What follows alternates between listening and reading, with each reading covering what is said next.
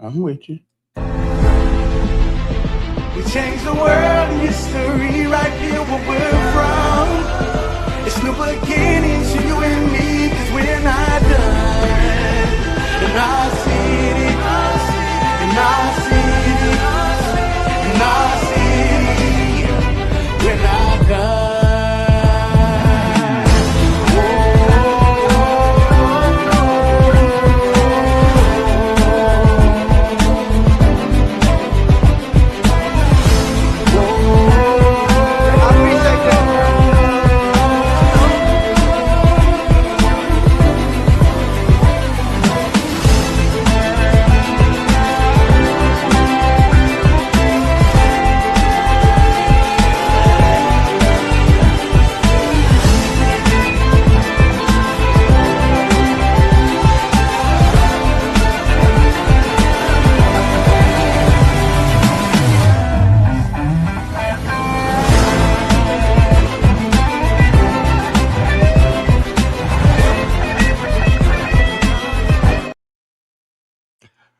Okay, then. Good morning to you. How's everybody doing this morning? I just thought I'd play something different this morning.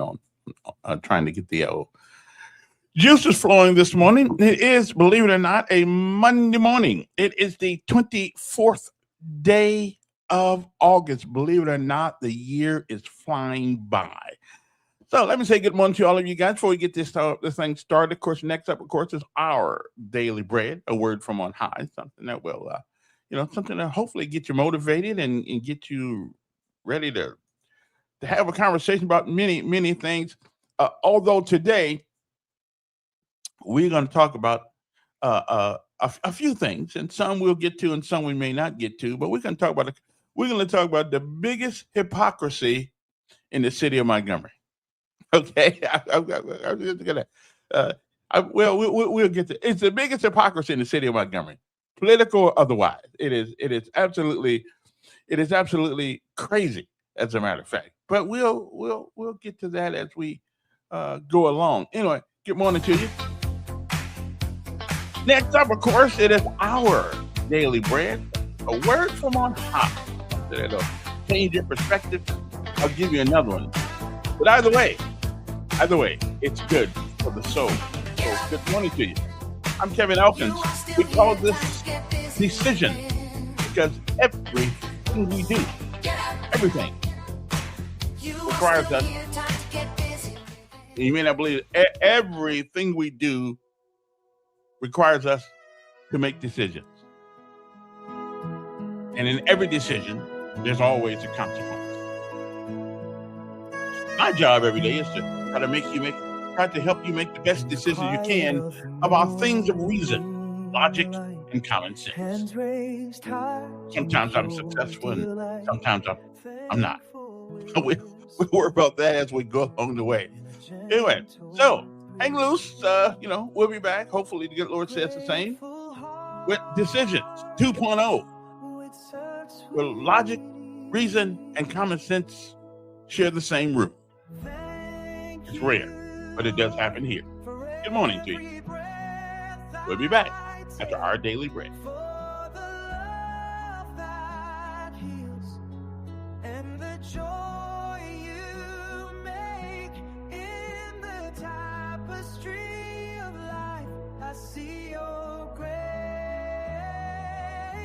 Every moment filled with your warm embrace.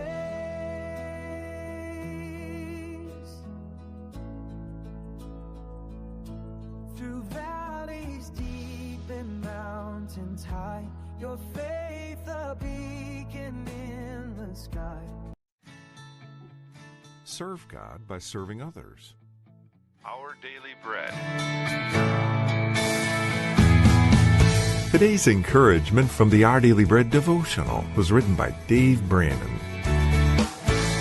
Dave writes, "My friend Jaime works for a huge international corporation. In his early days with the company, a man came by his desk, struck up a conversation, and asked Jaime what he did there. After telling the man about his work, Jaime asked the man his name. 'My name is Rich,' he replied. 'Nice to meet you,' Jaime answered. 'And what do you do around here?' 'Oh, I'm the owner.' Jaime suddenly realized that this casual, humble conversation was its introduction to one of the richest men in the world. In this day of self-glorification and the celebration of me, this little story can serve as a reminder of Paul's important words in the book of Philippians. Do nothing out of selfish ambition or vain conceit. People who turn their attention to others and not on themselves have the characteristics Paul mentions. When we value others above ourselves, we demonstrate Christ-like humility. We mirror Jesus, who came not to be served, but to serve. When we take the very nature of a servant, we have the mindset of Jesus. As we interact with others today, let's not look on our own interests alone, but also to the interests of others. Today's Our Daily Bread devotional scripture reading is from Philippians chapter 2, verses 1 through 11. Therefore, if you have any encouragement from being united with Christ, if any comfort from his love, if any common sharing in the Spirit, if any tenderness and compassion, then make my joy complete by being like-minded, having the same love, being one in spirit and of one mind. Do nothing out of selfish ambition or vain conceit. Rather, in humility, value others above yourselves, not looking to your own interests, but each of you to the interests of the others. In your relationships with one another, have the same mindset as Christ Jesus, who, being in very nature God, did not consider equality with God something to be used to his own advantage. Rather, he made himself nothing by taking the very nature of a servant, being made in human likeness. And being found in appearance as a man, he humbled himself by becoming obedient to death, even death on a cross. Therefore God exalted him to the highest place and gave him the name that is above every name, that at the name of Jesus every knee should bow in heaven and on earth and under the earth, and every tongue acknowledge that Jesus Christ is Lord, to the glory of God the Father. That's today's scripture reading from Philippians chapter 2, verses 1 through 11. Let's pray. Dear Lord Jesus, thank you for showing us what true humility is, Lord, when you left the splendor of heaven and came to live here on earth as a humble servant. Help us to show your humility to everyone we meet. In your name we pray. Amen.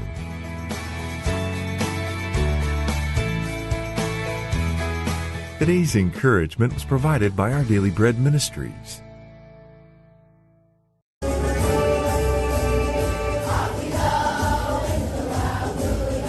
And good morning, Montgomery, Alabama. It's time to rise and shine. Now you are presented to you the Armed Forces of the United States for the anthem given to you by Macmillan International Academy in Rebrando.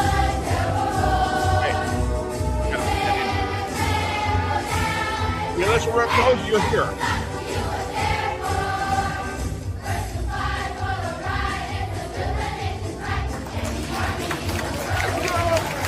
United States Army.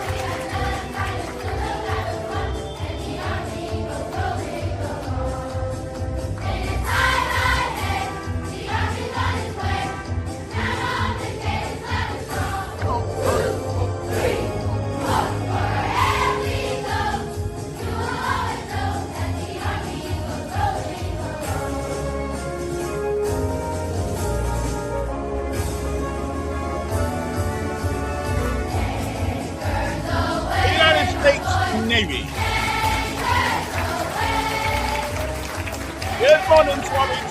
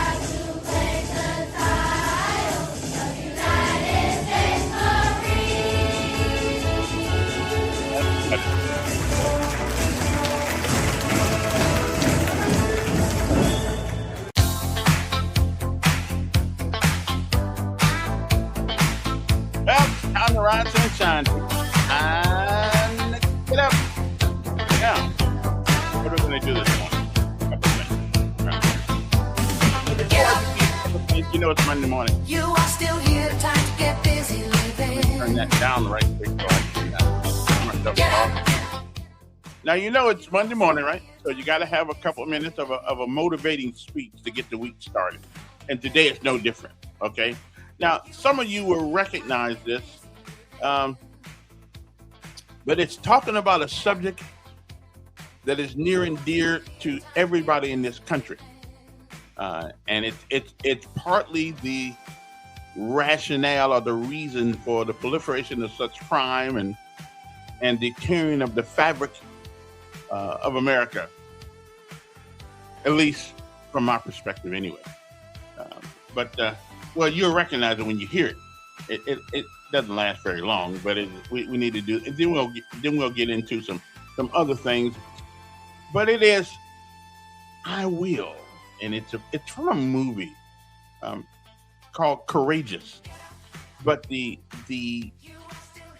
words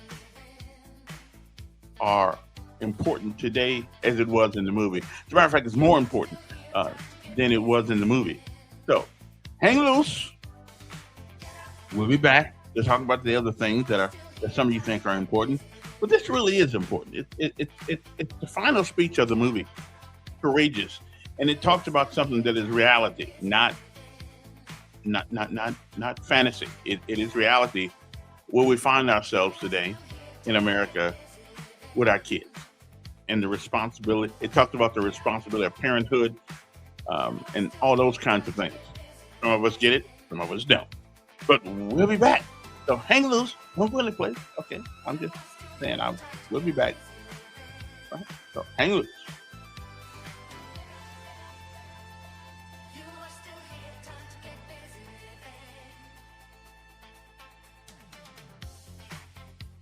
Okay, no Rita Pearson today, Dr. Joe. No, we got that one under control already.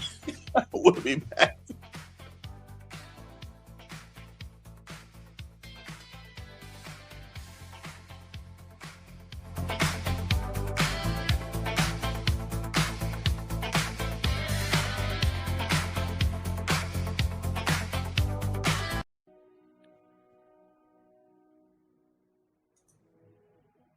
As a law enforcement officer, I've seen firsthand the deep hurt and devastation that fatherlessness brings in a child's life.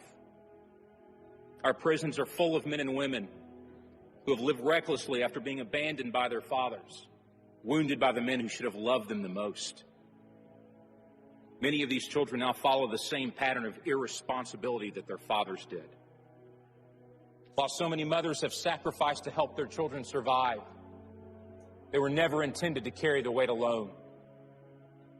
We thank God for them. But research is proving that a child also desperately needs a daddy. There's no way around this fact. As you know, earlier this year, my family endured the tragic loss of our 9-year-old daughter, Emily. Her death forced me to realize that not only had I not taken advantage of the priceless time I had with her, but that I did not truly understand how crucial my role was as a father to her and our son, Dylan. Since her passing, I've asked God to show me through His Word how to be the father that I need to be.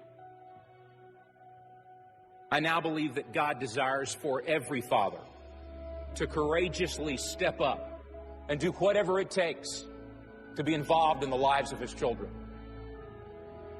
But more than just being there, providing for them, he's to walk with them through their young lives and be a visual representation of the character of God, their Father in heaven. The father should love his children and seek to win their hearts. He should protect them, discipline them, and teach them about God. He should model how to walk with integrity and treat others with respect. He should call out his children to become responsible men and women who live their lives for what matters in eternity. Some men will hear this and mock it or ignore it. But I tell you that as a father, you are accountable to God for the position of influence He has given you. You can't fall asleep at the wheel. only to wake up one day and realize that your job or your hobbies have no eternal value, but the souls of your children do. Some men will hear this and agree with it, but have no resolve to live it out. Instead, they will live for themselves and waste the opportunity to leave a godly legacy for the next generation. But there are some men who, regardless of the mistakes we've made in the past, regardless of what our fathers did not do for us, will give the strength of our arms and the rest of our days to loving God with all that we are, and to teach our children to do the same. And whenever possible, to love and mentor others who have no father in their lives, but who desperately need help and direction. And we are inviting any man whose heart is willing and courageous to join us in this resolution. In my home, the decision has already been made. You don't have to ask who will guide my family, because by God's grace, I will. You don't have to ask who will teach my son to follow Christ, because I will. Who will accept the responsibility of providing and protecting my family? I will. Who will ask God to break the chain of destructive patterns in my family's history? I will. Who will pray for and bless my children to boldly pursue whatever God calls them to do? I am their father. I will. I accept this responsibility, and it is my privilege to embrace it. I want the favor of God and His blessing on my home. Any good man does. So where are you, men of courage? Where are you, fathers who fear the Lord? It's time to rise up and answer the call that God has given to you, and to say, I will. I will. I will.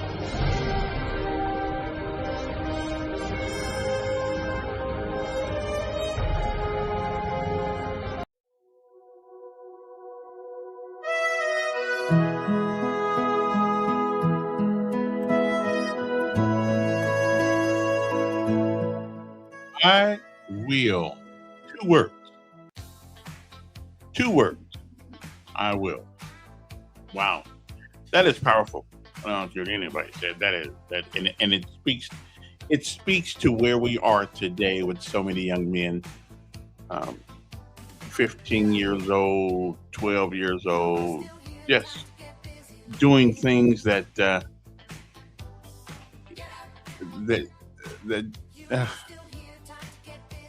but hey, listen, don't let me get off my soapbox here. When I was 17 years old, I was doing crazy things too. No dad, father, sure, but no dad. So it happens. But fathers, I think one of the greatest part of this speech, it doesn't make any difference what happened to you. The fact that you made it thus far is a testament to your survival skills and the graces God has given us. So we as dads, we have a responsibility, whether we believe it or not, to make sure that our sons and our daughters at least see us in a way that is beneficial to their lives. Well, we can go on that. We had that conversation for a while. So, anyway, good morning to you. Hope this day finds you well. Hope everybody's doing well. Just remember, I will, which means you will. It does scare me sometimes. So I got to tell you that when I know I'm not exactly up to the job, sometimes you just got to pray. Anyway, good morning to you. Hope this day finds everybody. I hope some of you guys at least went to church yesterday and learned something about the good book that you didn't know. I'm not like the gadfly in church, right? Every time Sean sees me, he know I got a dumb question coming up. He sends it to the back of the church when church gets out. And me and Z was there yesterday.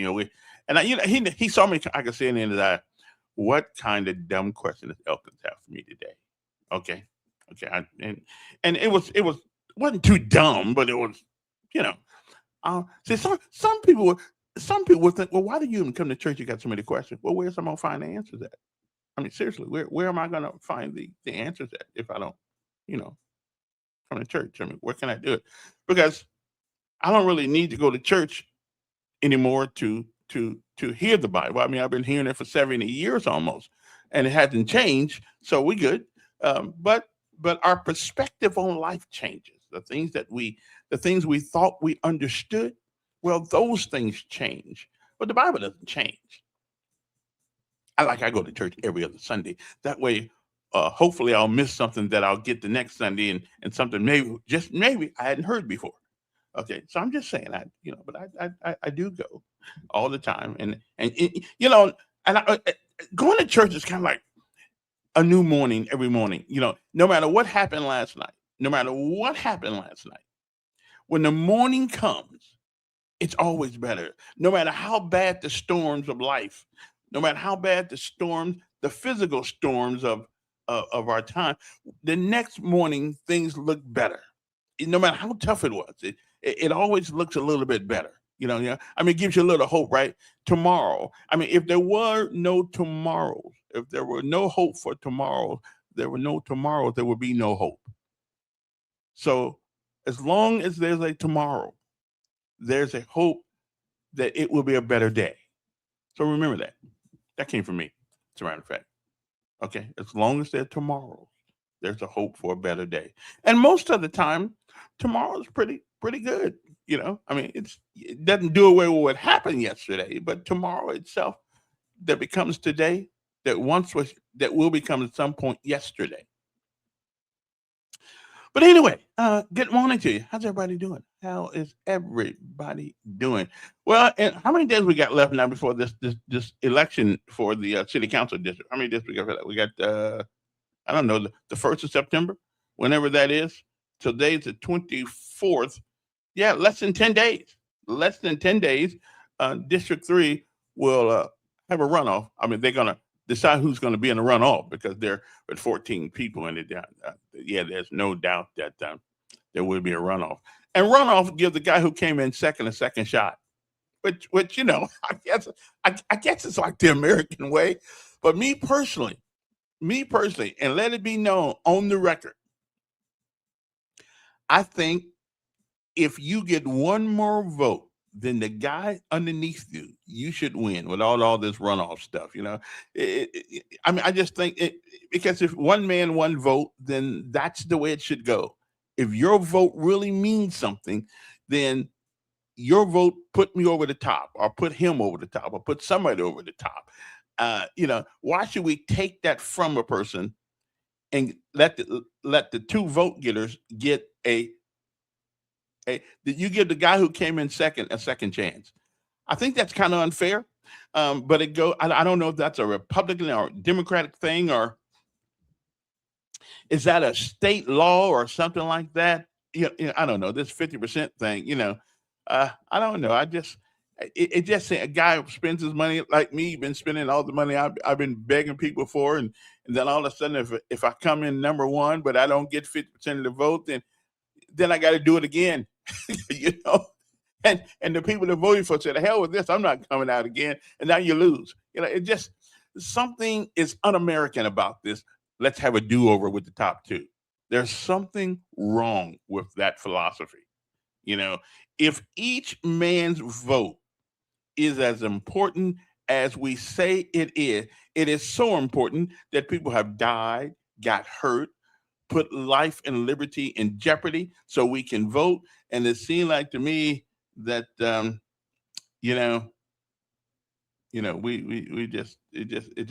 it's not right.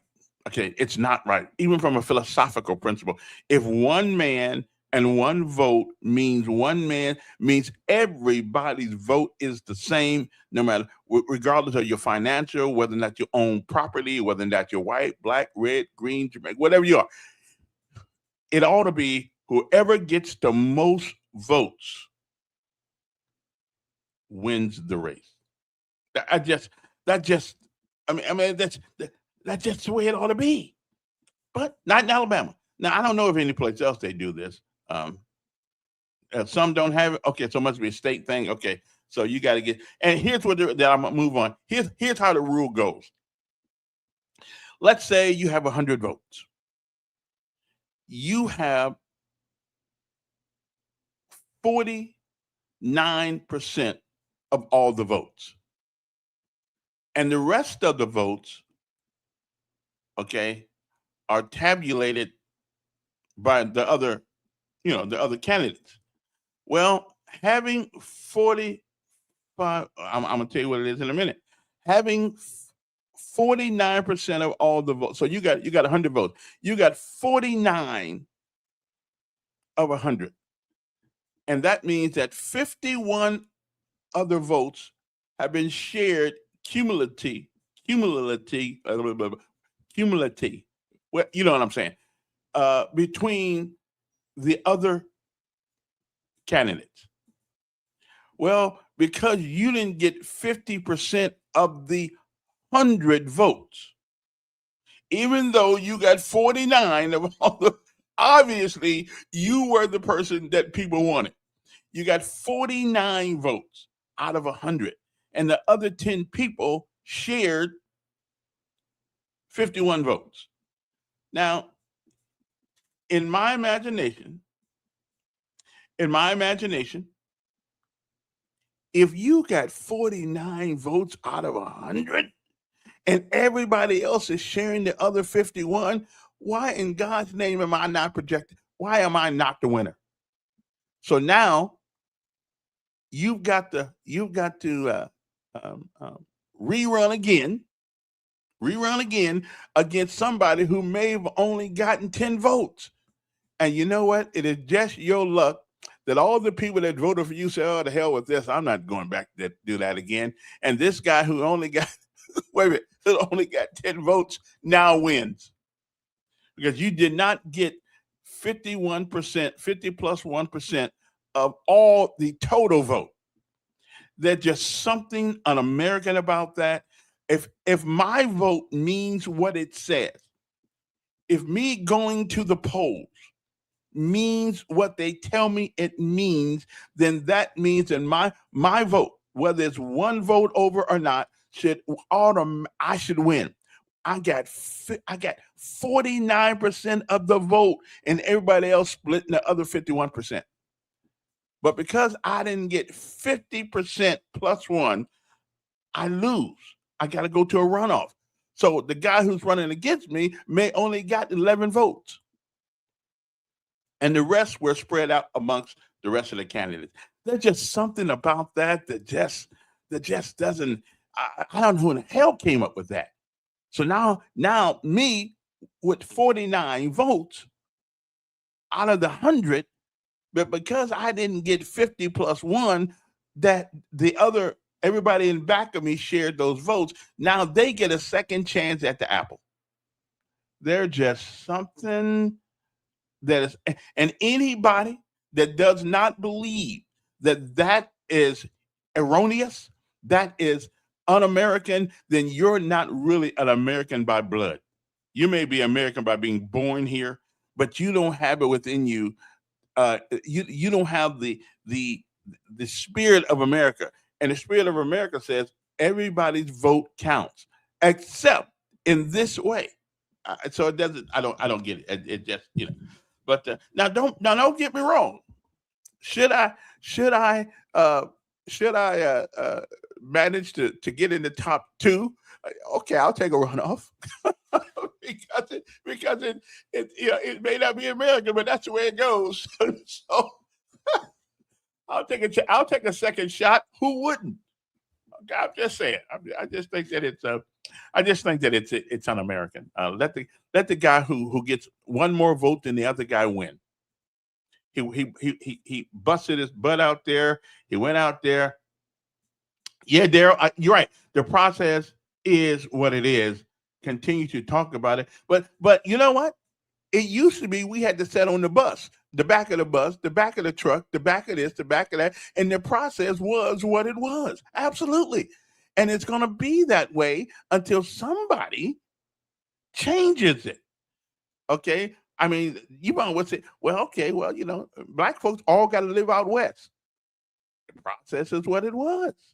Well, just because you've done the same thing, the same way you've always done it, doesn't make what you're doing correct until somebody fight. Used to be before Brown versus Board of Education and the great attorney himself, Thurgood Marshall, went before the Supreme Court. How he won, I'll never understand how a black man went in front of a white court and won that. Do we understand the miracle that worked there? The presence of God in that, because that wasn't supposed to happen. A black man going in front of a white Supreme Court? I mean, whoa. And he won. So just because it was what it was, no, it hasn't been Birmingham. No, and Birmingham. But well, it has bothered me since I've been in Alabama. It has bothered me since I have been in Alabama. Why is it that I can get more votes and still lose? That's just a question that people should ask themselves. How can you get more votes than everybody else and then have to do it again? That's not American. I mean, it may be Alabamian, but it does not go. It does not meet the criteria of the spirit of voting. One man, one vote, and we keep telling poor folks that your vote is important as everybody else's.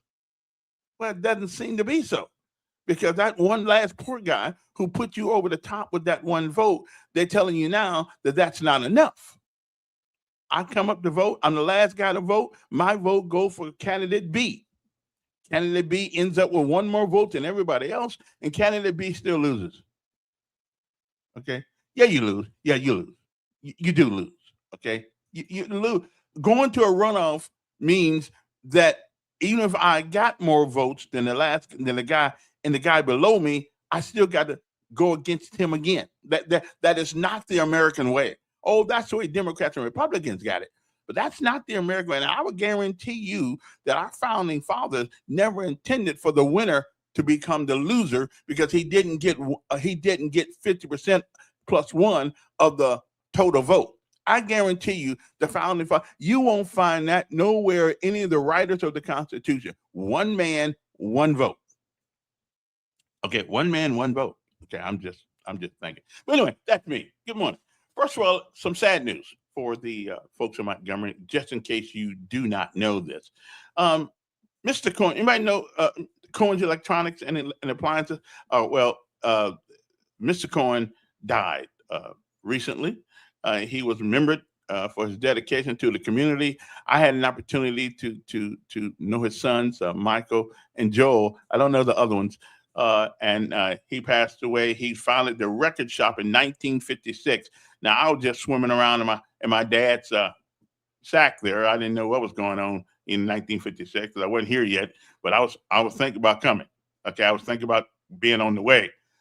He was remembered, of course, by his family and his friends, and as a kind man. And I met him. As a matter of fact, one day I was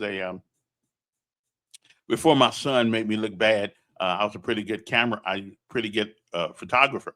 Well, at least I thought I was anyway. And I went out and took Joel's son's bar mitzvah, pictures of the bar mitzvah and things of that nature. I think they still got some of those pictures, as a matter of fact. Appreciate it. But the Raymond Eli Cohen died August the 19th at 95 years old. Been a staple in Montgomery since longer than I've been alive. But the good folks, Cohen's courses, which is electronics, which is located on the bypass over there. I think Michael's running that, and Joel is like an entrepreneur, and I don't know his other brothers. I just know those two and the sons. But anyway, our prayers and our condolences go out to the family. Raymond Eli Cohen, who has died on August the 19th. At the great age of 95 years old. So, yeah, what a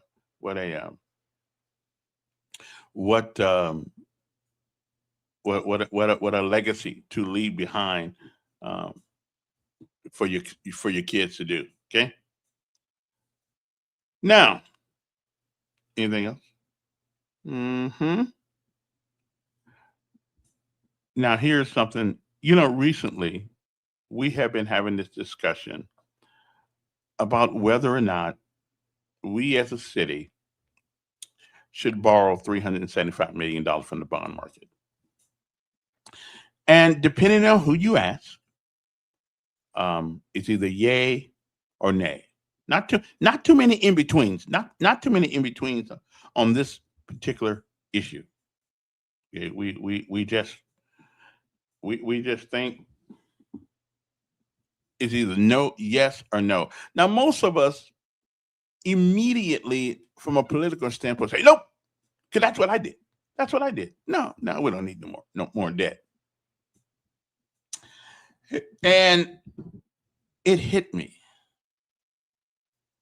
Now, I'm not familiar with ranked voting, Willie. I don't know what that means, but I'm pretty sure somebody's going to tell me. Okay.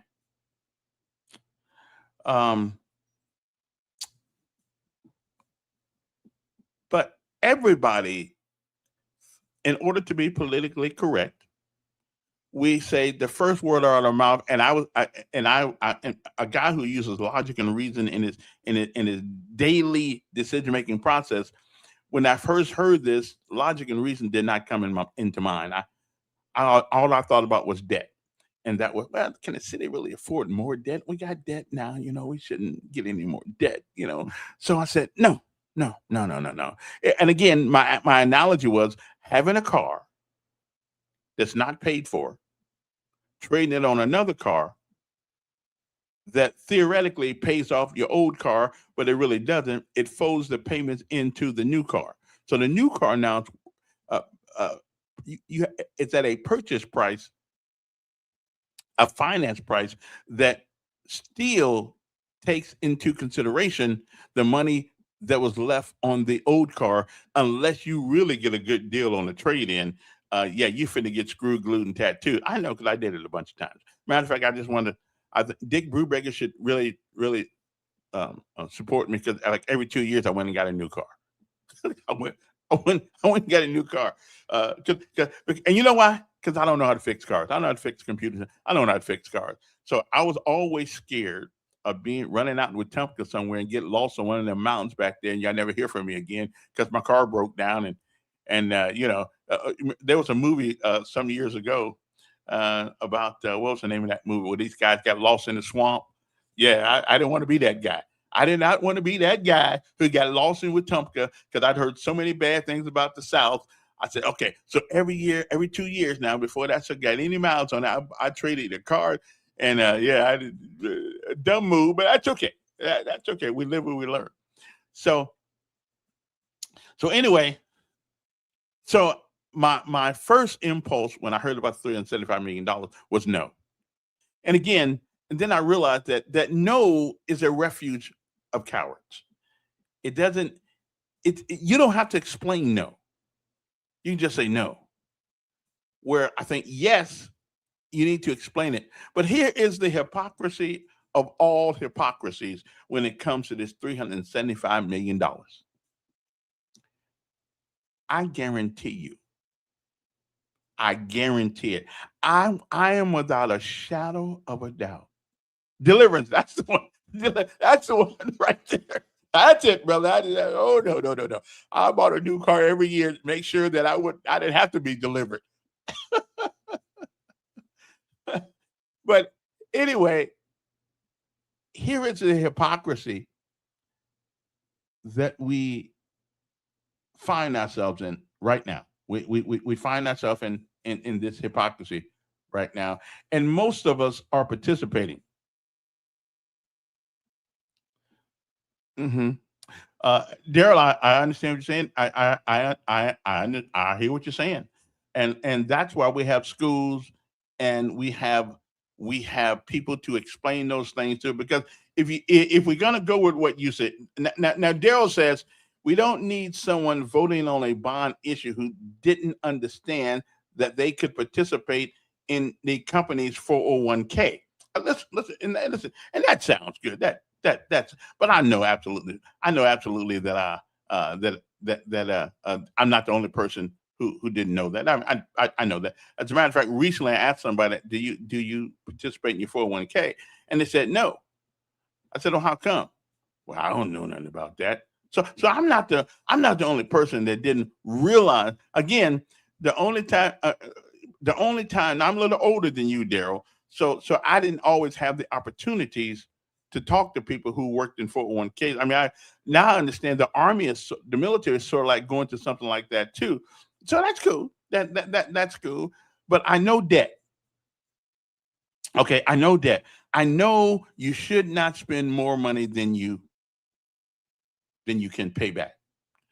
Okay, I mean I know that, but they do a lot. They do lots of things depending on income to debt ratio and all those kinds of things. So and again, you bear out my point here that rather than listening to my point, you first of all gravitate to my that I'm you assume that I'm not intelligent because I didn't understand anything about 401ks. Well, it never was explained to me. First of all, I never had a job. I've only had a couple of jobs in my life. I've only had a couple of jobs in my life since I was 17 years old. 17, 18 years old, I was in the military. Once I got in the military, I came a year and a half later. I came to Montgomery, Alabama, and I worked at McDonald's as a kid. But I came to the middle. I got out in the military. I came here and I immediately got a job in radio. Okay, with Don Markwell and a few other folks. And I worked at U-Haul for a minute. Those people didn't have 401k. I hadn't even heard the word. So I didn't. Yeah, I saw it on TV. Every time somebody got a good job, a white collar job, they were given 401ks. And I figure that's for people who are making big money. That's for people are making all kinds of money, and so they give this to you as I guess as a profit sharing kind of thing. Anyway, yeah. So I don't feel it. I don't feel embarrassed at all about it. I just never had the name. I work for the government, and the government didn't have a 401k. Okay, military officers. Okay, offers a thrift savings plan because 20 years no longer is 50% retirement. Oh, okay. So that's that'd be a good thing. But anyway, so I didn't quite know what a 401k is. I don't feel embarrassed about that. I just never it never popped my radio didn't pay. Now they're paying. I never paid a whole lot. I never made a whole lot of money in radio anyway. It was just a fun job to have. I got paid for doing something I wanted to do, and I didn't worry about the money at that particular time. But anyway, getting back to where I'm going back. So I don't think me not understanding 401ks back in the day is a symptom of low intelligence. It may be a symptom of a lack of knowledge, but not intelligence. So therefore, I missed the boat on that one. I just did. I missed the boat.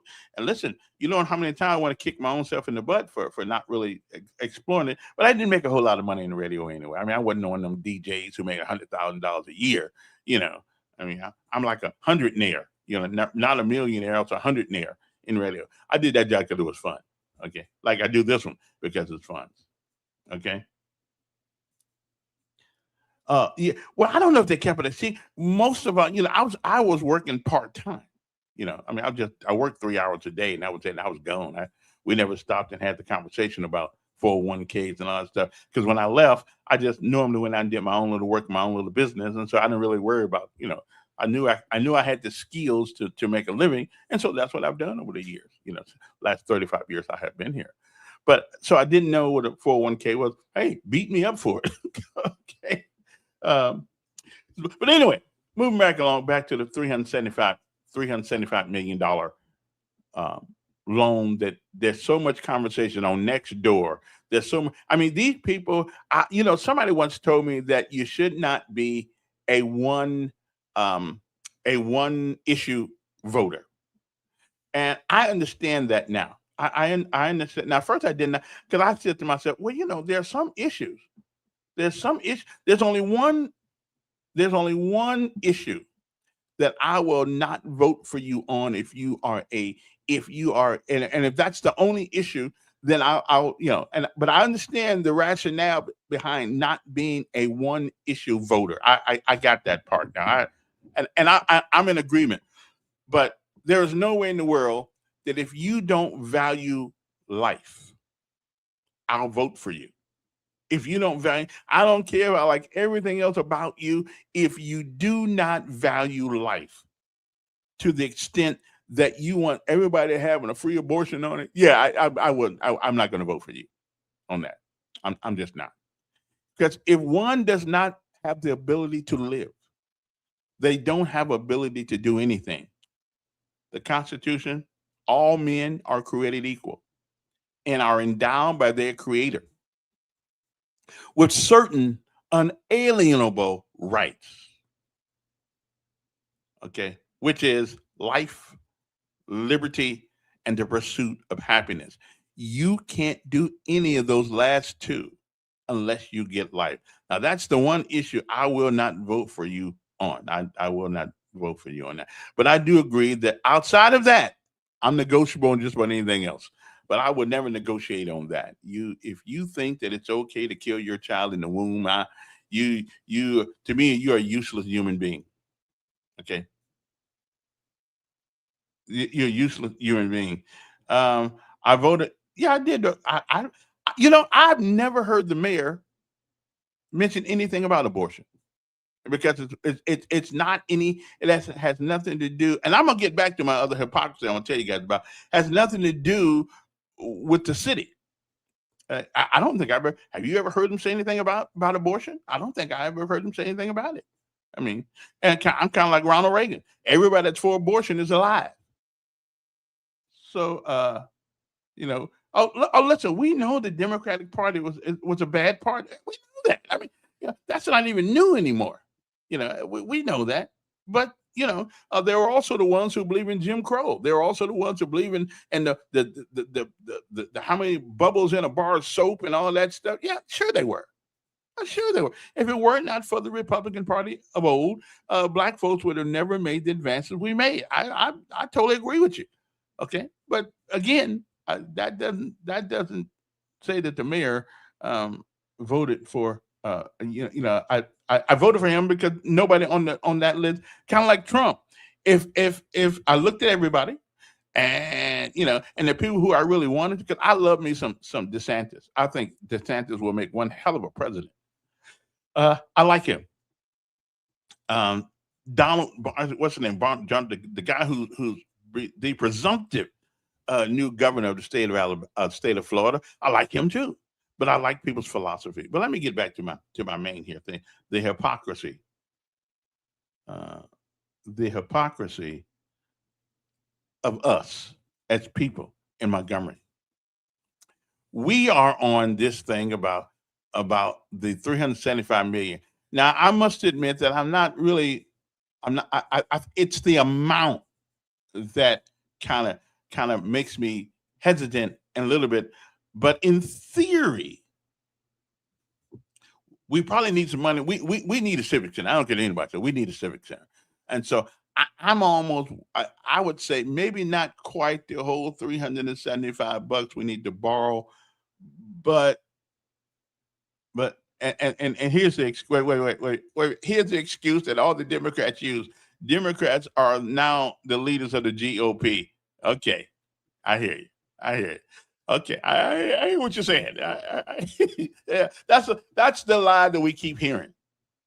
We talking about the party they actively belonged to back in that day, the Democratic Party. Evidently, the old Democrats thought that the Democratic Party back in the day became too willing to spread the wealth, as it were. So therefore, they decided to join the Republican Party, which is the abolitionist party. Now y'all can say what you want to say, but that's a whole different story. That's a whole different story. If you look at the history of America, especially in Oklahoma, what happened there, the history of America, you'll find that most of the people that treated black people wrong were called themselves Democrats. Now, I know here we are in 2026. We make all these excuses. I know it's not 1926, but it is 2026. And now we say, well, those those bad Democrats now are part of the Republican Party, the abolitionist party. I hear you. Okay. That's okay. I got you. But let me get back to this $375 million bond that people are giving the mayor so much hell over. Again, I don't know if we need to borrow the whole 375 million, but I am willing to certainly say we need a civic center in the city of Montgomery. But here is the hypocrisy of people. Here is the hypocrisy of people. I will guarantee you, without knowing you, I will guarantee you there is not a bone in my body that tells me that I am wrong on this, because I know I am right, because I am guilty of it also. And to my where my friends on next door at, where they, I hope some of them are listening this morning, because this hits them too. So all the naysayers say that we shouldn't borrow any money whatsoever.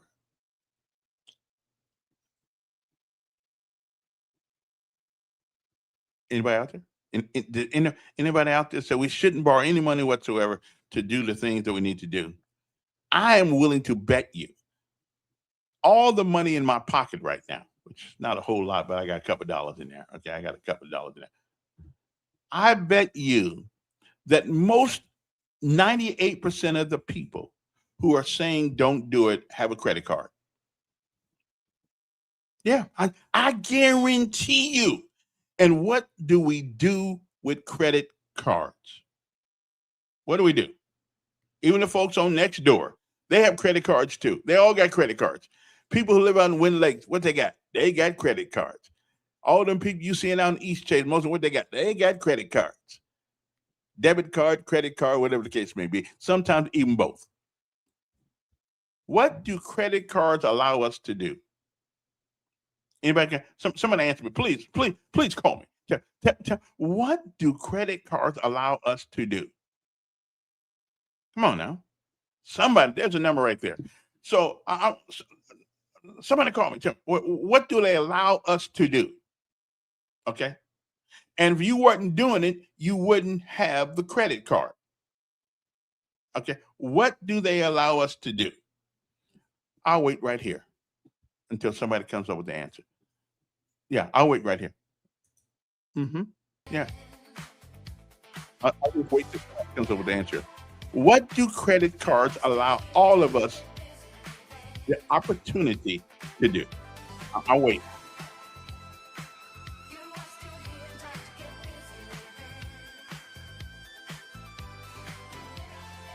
I'm waiting. I'm just waiting for you guys. I'm just waiting right here. Okay. Oh.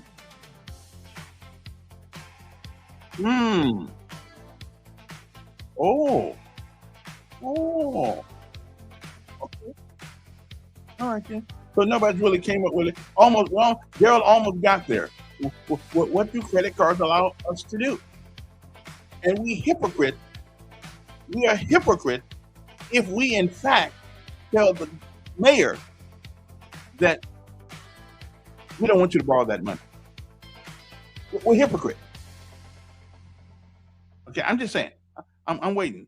I'm waiting for you. What do credit cards allow us as individuals to do? I'm waiting. I'm going to see who is going to be honest.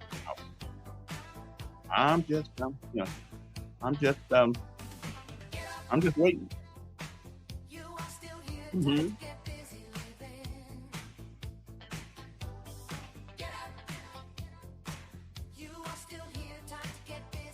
Well, I'm still waiting on the answer. If somebody knows the answer out there, and one of those people who said who don't want the money, the mayor to borrow the money. I'm just waiting for the answer. But somebody knows the answer. Okay. I'm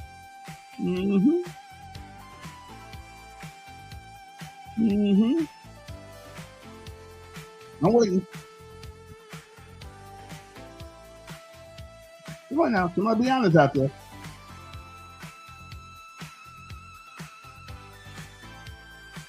Okay, I'm waiting for you.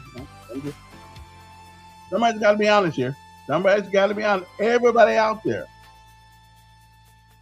Okay, I'm just waiting. Okay, look. So I mean, nobody wants to be honest about this. The biggest naysayers in Montgomery have credit cards. Biggest one, especially rich people. Rich people with money, they don't really use their money too often initially. They buy now and pay later. Hopefully. Okay, so where are the people at? Where are the people at? Some of hypocrisy? Oh Lord. We are some of the biggest hypocrites in America right now. Okay? I'm waiting. What do credit cards allow us to do? It's like it's special class. No. We're acting like we're acting as if we don't we don't do the same thing in our lives that the mayor's trying to do. We act like we don't we're not doing the same thing.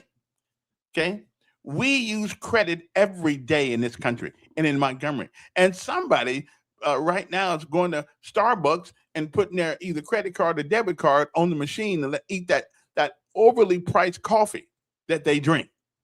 I mean, who in the hell wants to pay $5, $6, $7, $8 for a cup of coffee? But y'all do it. And the reason you do it because you can buy now and you can pay later. Okay? We all do it. Okay. Where's Dunn Caldwell? I think he's still a blog, but actually he isn't at the moment. Somebody asked me to let him go back, so he may not know. I don't think he's not blocked. He can call if he wants to. As long as he don't attack me personally, we good. So anyway, just got my Alabama power bill. Credit card payments would help a lot of credit card payments would help. They do help lots of people. Power bill, credit card payments would, although I don't think using a credit card to pay a light bill is a good idea. Okay. Credit card bill. Okay. Again, so where does the hypocrisy come from? The hypocrisy is that we all use credit card to buy stuff that we can't afford so we can pay for it on time. That's what credit cards do. That's what credit cards do for us. Well, the mayor says, well, then let us do the same thing with the city, and everybody is raising hell, especially when we got good credit. Now, if you can't use your good credit, then why have it? I mean, seriously, why have it? And does it bother me that there's a possibility that maybe something could go wrong financially, and we'd be up to it bothers me. It does, but you know, we have to take chances in life sometimes. Sometimes we gotta take a job that we don't really want because we need the job. Sometimes we have to get on the highway when it's raining, knowing that probably most accidents happen during inclement weather on the highway, but we do it anyway. Okay, there are a lot of people who just don't like the whole idea of $375 million because it's Stephen Reed, not because it isn't sound judgment, not because it's something we can't. I still say we need a civic center, and we need to repurpose Whitewater. We need to repurpose Whitewater and actually turn it into a water park. Now, how do you do that? I don't know. That's for the folks like Mr. Alston Smith can do. He's the engineer. We'll let the engineers figure that out. But we need to forget the Olympics. We don't care nothing about Olympics around here. We want a water park. So on hot days, it is a place to go and cool off. You take your kids, your dog, whatever it is you want to take with you. And yeah, we can do that. Okay. But anyway, so all this hell being brought about this. Now, I would say let's go 300 million. Do what we can do with that, and fix some things within the city, but not the whole 375. And that's my whole thing, because save a little back. Like my credit limit on one of my cards is $14,000. Do you really believe that I'm going to go out and spend $14,000 on a credit card and leave nothing for me to work with later on just in case I need it? Of course not. Of course not. First of all, I won't even know. Yeah, I won't put $15,000 on any $14,000 on any credit card. But I do have some that with limits. Matter of fact, one time I got an American Express. I got an American Express card. This is when my credit was absolutely fantastic. I know I one of them few black folks that had fantastic credit. Not a few. I mean, there are a lot of us better credit than mine now. They sent me a card in the mail, and it was metal, a metal card. I said, they must got the wrong guy. $500,000 credit limit. Now, the thing about American Express is that you got to pay the money back within 30 days. That's a great question, Greg. It takes us, if we take the whole $375,000, I believe I heard it leaves us somewhere between $12 and $14 million to work with. And from a city standpoint, that's not a lot of money. But yeah, but we'll be pretty much at the limit of what we can do. Not quite, but at the limit of what we can borrow. So I would say take 300 million. Let's get Civic Center built and what other little things that we can handle. But we do need. I'm all on board for a Civic Center. I am. The city needs a way to distance itself from other places. And let me see. What's going on there, Simply Days? Good morning, Mayor. Morning. Well, I heard you talking about that 375,000. I thought it was 375 million. Me, my bad. It's me. Well, did you get a chance to go down to the convention center? No, you talking about the Renaissance? Yeah, the convention center. I've seen it. I've been down there before. I just didn't know we called it a convention center. Well, I'm so glad you didn't go, because you need to go down there this week, because guess what's going on this week down there at identified by the U.S. Air Force in their publications, sent out all over this country and the world. Guess what's going on down there? Is it the Army's technology thing? The Air Force's technology? It's the Air Force technology, and they are expecting not 400, but 4,000 attendees and something like 60-something vendors. So my question today is, Mike, how are you going to get 4,000 folks in there and 57 vendors? It must be adequate space, because think about this. Yeah. The U.S. Air Force could have that, and they've had it how many years? Over 20. Yeah, they've had it. Yeah, they've had it for a long time. But let me ask you something. That doesn't belong to the city, right? Is that not a private organization who owns that? I mean, that's not. Yeah, well, no, and that's what you do. You partner, and you don't carry the load, and you let somebody else, just like they're doing in Mobile. And another thing, why you just think about it, Mayor. They could go to Washington, D.C., they could go to numerous bases, cities that have Air Force bases in close proximity, like the one in Tampa, or the one in where the Raptors are in the Panhandle of Florida, Panama City, Fort Walton area. They could go any of these hot tourist places. But why do they come to Montgomery? Well, year after year? Because Montgomery, actually, Maxwell Air Force Base is the brain trust of the Air Force. Bingo. And so you would think if people would have complained and said, we don't have enough space, we're too jam-packed in there, we don't like the venue, don't you think the Air Force got options?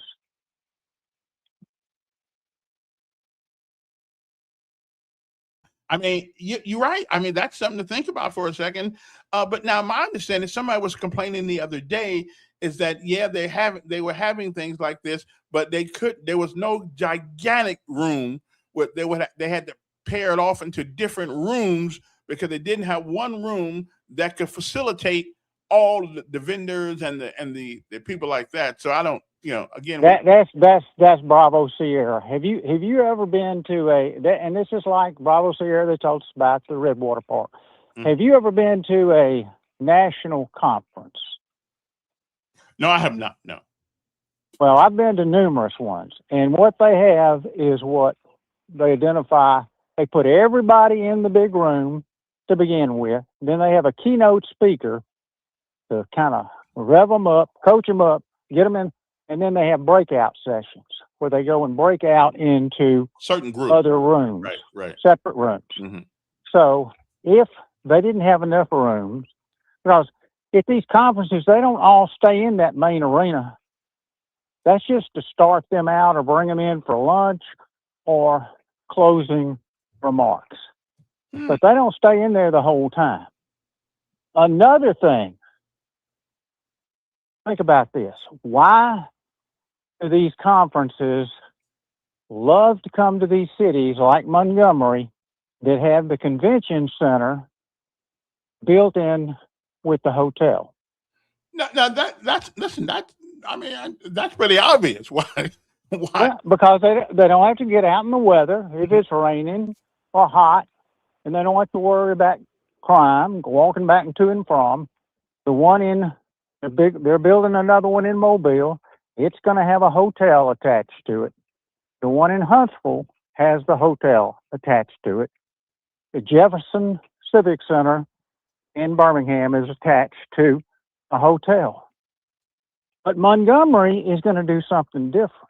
They're going to have theirs sitting up over there on the hill where the old advertiser building. Right. So I just okay, so you don't believe, and we'll have to split the water here, because I think the city needs to be in control of something of their own, as a matter of fact, there's nothing saying that the hotel people could not still do what they do. Why not have a place where we can have 2 or 3 conventions at the same time? And if we had our own civic center, then you wouldn't be stuck with everybody being stuck out there at the one down at the not the Impact. But why not have more the city? Well, why not have two or three of everything, Mayor? Well, not two or three everything now, but most cities have a civic center, don't they? They have a convention. They don't call them civic centers. Well, whatever they call it. They call them convention centers. Yeah, exactly. And right, and that's what they have, and they're attached to a hotel. And whether RSA owns them, whether the pickle company is a partner in 50-50, 60-40, whatever the split is, but the city is not going for it alone. Right. But now there's somebody saying that there's not enough space in the hotel. That's what somebody's putting on the thing here, saying that they're not. Well, I agree. I've been to national conferences in Indianapolis, San Diego, and you have to stay in the hotel. If you don't get your reservation, if you don't get on first, you're going to be staying in one of the outlying hotels downtown that they have, 2 or 3, 4 or 5 hotels. You're not staying in the main one unless you sign up early, and that's a fact. Well, and I understand, but what's wrong with having two at the same time if we had the space? Have you been to Atlanta Highway and Perry Hill Road and Del Rado Road? Yeah. The roads up in there need paving. They need paving. Well, we can spend money on the infrastructure of this city. If the Air Force told us last year, we're not coming anymore, we're not bringing 4,000 folks to your city. Buckmaster said, we're not coming, we're not bringing, or any of these other state conferences that come to Montgomery, and said, we're not coming anymore. If that was the case, but I'm going to tell you why the city just like they don't want the people to vote. The city wants to control this because they can control who they deal out the contracts to, who they can give a favor to. That's why they want to be in control. But do you? And I'm just asking the question. You're my friend, and all that. I come get you out of jail today, Mayor. Wait. Do you really believe that everything is done quid pro quo? That the mayor's not really thinking. He said something on a video he put out recently that we've always, and to paraphrase what he says, we've always been a certain kind of city that complains about things, but when it comes to doing things, we're really more talk than walk. I kind of agree with him because every time somebody brings something new up around here, it's well, somebody's getting a kickback, somebody's getting this. I mean, aren't there some honest people out there? Could not the mayor want to do this for the goodness of the city? I believe in the best indicator, and it's served me well over the years. The best indicator of future behavior is past behavior. We know they did a quick one on the Red Water Park. We know that had nothing to do with the mayor. I mean, with this mayor. Well, yeah, he's had to sign on to additional funds. Again, though, it was already there. So yeah, it was not. It was not his. That's what I'm saying. The past behavior is future. So a past mayor decided not to do that. He kicked it over to the county, and the county did. But you and I both have a different point of view, and that's okay. That's what makes the world go around. Yeah. But I'm telling you, when you get elected to the city council, you need to take a nice sharp knife with you down there. Yeah. Well, there's no doubt in my mind that we spend money on things that we could spend elsewhere and be more profitable to the city. There's no doubt. I just think anything that I mean, we are the capital city of the state of Alabama temporarily, because if we don't do something, Huntsville would be it, or Mobile will be. I just think we need this city amongst all the cities in Alabama should have some things that no other city has. We do. We got a Red Water Park. Hey, you didn't ask. You didn't ask me. You didn't ask me why you need to take a knife down if you're elected. Well, you think that there's probably many things that we're spending money on that we shouldn't. No, well, oh yeah, I know that. Ain't no doubt in my mind. I'm a living testimony to that. I witnessed it with my own eyes. I witnessed it with my own eyes, so I know that. But you need to take a knife down there, because after you get sworn in and after the city council meeting, they're gonna call you in the back room. You know the club. You know that club, don't you? But you'll be in it now. See. Well, I will never be totally in it. I'll be watching on the outside end. Though, I'm telling you something. One of the things they do when they invite you into that club, they get you to pull your knife out and cut your hand, so it bleeds on the palm. And then each one of the other ones that are in the club, they come up. You hand them the knife and they cut their hand, and then they shake hands with you, because now you are a member of the mafia. Member of the club. Well, member of the club. Have a good day, man. Okay. I hate it. And again, I don't think I would be. My thinking is a little bit different than just about everybody down there, except on this issue. I do believe I'm trying to figure out.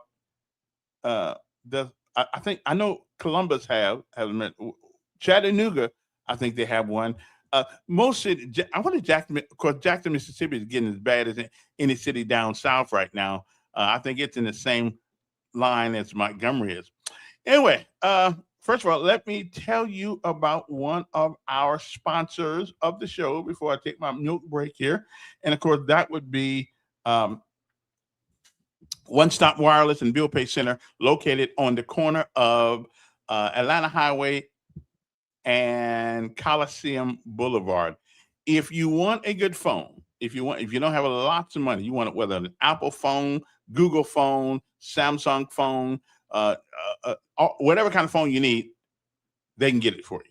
And they got some down there. They even got free phones. Now, they don't have a lot of them, but you might want to get down there quick. Okay. But again, they're located at 3445 Atlanta Highway. That's right on the corner. That's on the corner of Atlanta Highway and Coliseum Boulevard, 320-2988. They are really good people, local people, just trying to make a living. They give you great. I've been doing Biddingwood now for 13 years. Really good folks down there. About all my cell phones from those guys right there. I got a couple of them.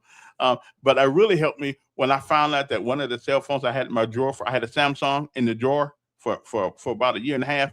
And I took it down there. They turned it on for me. And so they didn't have to pay the extra money, even though the phone was through Verizon, but Verizon stuck it to me. And I stuck it back to them. But anyway, they turned it on for me, got it working, and I'm using it right now. It's a note. You know, I love it. If you need a phone and you don't want to go spend a whole lot of money for a new one, but you just want to, use what you have, these guys right here are the place to go.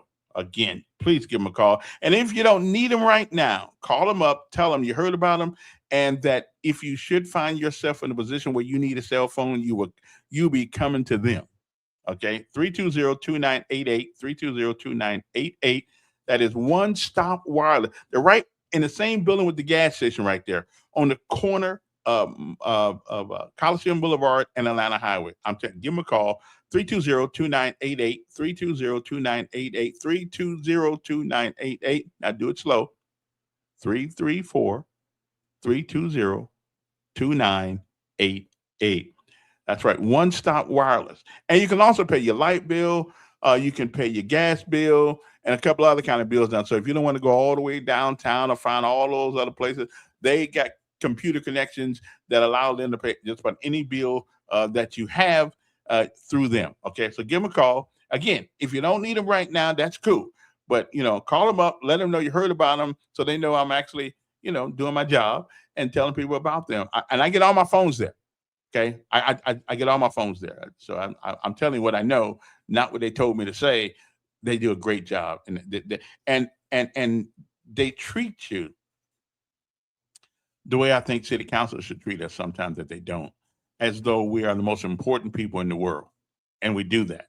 Okay, sometimes that's one of the reasons my platform is humility. Just because you can, don't mean you should. And sometimes just because you should don't mean you ought to. Okay, think about that for a second. That's one of them deep philosophical things that I come up with every once in a while. So anyway, moving back along. I got to go get me a cup of milk. So it's milk break because me and I get to talk for a couple hours here, and I have to get my milk thing out. Okay, so I shall return uno momento. I'll take that off of there. And you can give us a call if you want to. I'll see. What's the number here? Oh yeah. Milk break. Okay. MILK. BREA. I don't know whoever came up with 2% milk. They need to take that junk back. And skim milk. My Lord, you're talking about milk that tastes bad? Skim milk? There ought to be a law against that milk as bad as it tastes. I mean, you might as well drink water. It tastes better. Okay. Anyway, I'll be back in a couple minutes here. Okay, it's a 3-minute break. Right now, it is what time is it? It is it's 8:23 and some seconds. Okay, I'll be back by 8:27. Okay, hang loose. We'll be back right after these messages. Well, okay, it's break time. It ain't a message. I'll be right back. We changed the world in history right here where we're from. It's new beginnings for you and me, 'cause we're not done. In our city, in our city, in our city, we're not done.